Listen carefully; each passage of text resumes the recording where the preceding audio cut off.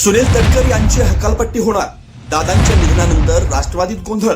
राज्याच्या राजकारणात गेल्या काही काळापासून मोठ्या घडामोडी घडताना पाहायला मिळत आहे. अजित पवार यांच्या निधनानंतर पक्षात सर्व काही आलबेल नसल्याचं अनेकदा समोर आलंय.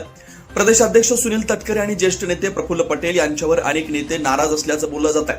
अशातच आता सुनील तटकरेंच्या प्रदेशाध्यक्ष पदाला पक्षातूनच विरोध होत असल्याचं समोर आलंय.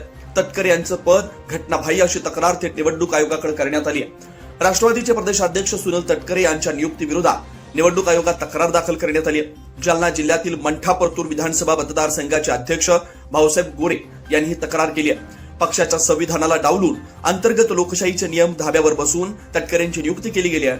तटकरेंचा कार्यकाळ घटनाबाह्य असल्याचा आक्षेप घेत भाऊसाहेब गोरे यांनी निवडणूक आयोगाकडे तक्रार केली आहे. भाऊसाहेब गोरे यांनी या तक्रारीत तटकरे यांच्या नियुक्तीचा 3 वर्षाचा सामान्य कार्यकाळ जुलै 2026 मध्ये संपुष्टात आला.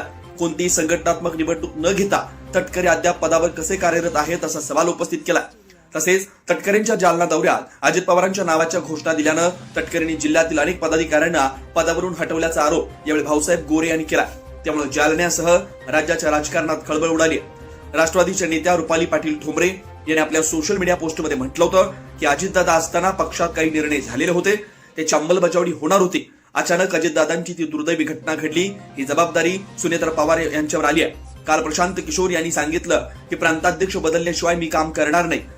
रणनीतिकार निवडणं हा पक्षाचा अधिकार आहे. प्रदेशाध्यक्ष बदलले पाहिजेत. अजितदादांची तीच इच्छा होती. प्रदेशाध्यक्ष बदलणार हेच अजितदादांनी आम्हाला सांगितलं होतं. कदाचित माझ्यापेक्षा जे वरिष्ठ आहेत, मंत्री आहेत, त्यांना ही गोष्ट माहिती आहे, पण ते बोलणार नाहीत. पण का बोलायचं नाही? जर पक्ष संघटन मजबूत करायचं असेल तर बदल व्हायला हवा.